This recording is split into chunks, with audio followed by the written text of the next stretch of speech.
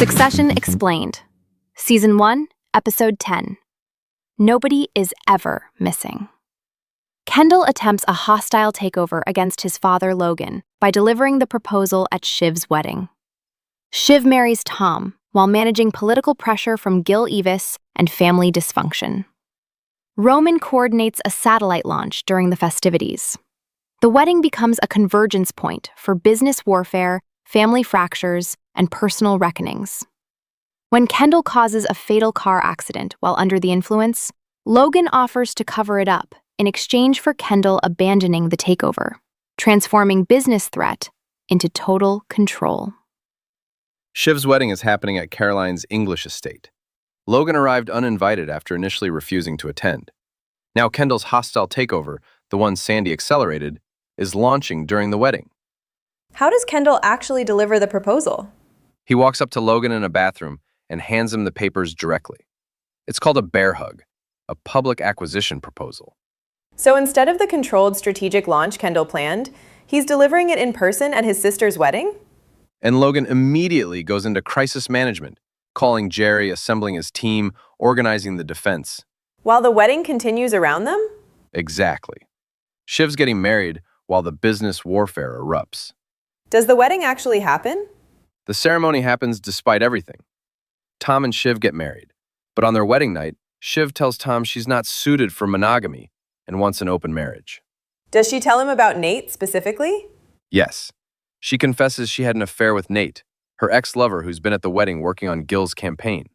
Remember, Tom tried to warn Greg about this the night before, and Greg violently attacked him to avoid hearing it? Tom is visibly devastated. He goes and physically ejects Nate from the wedding, but then he comes back and accepts the arrangement. He just accepts it? He accepts it. Tom's violent reaction to Greg suggested he already knew, but couldn't face it.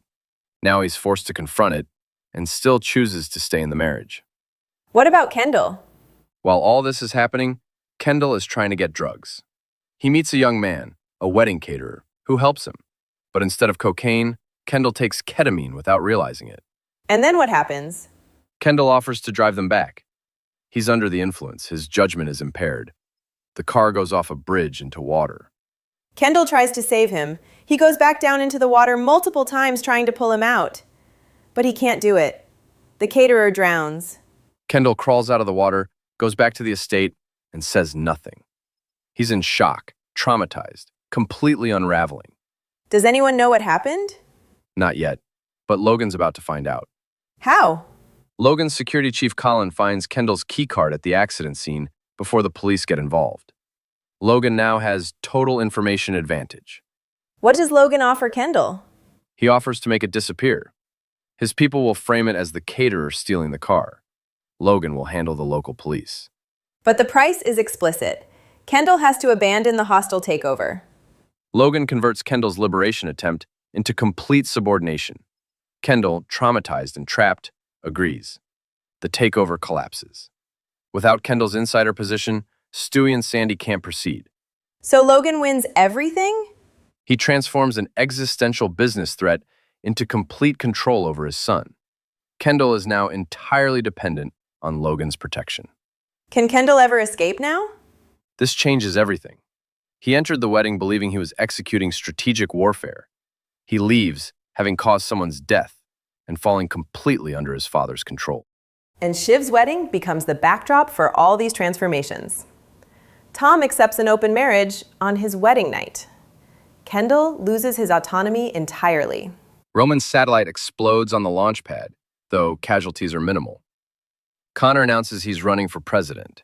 Even the secondary characters are spiraling. What about the young man who died? He's the real cost of all this. A wedding caterer helping someone get drugs, and he drowns because Logan Roy's son was driving impaired. His death gets covered up to protect the family's power.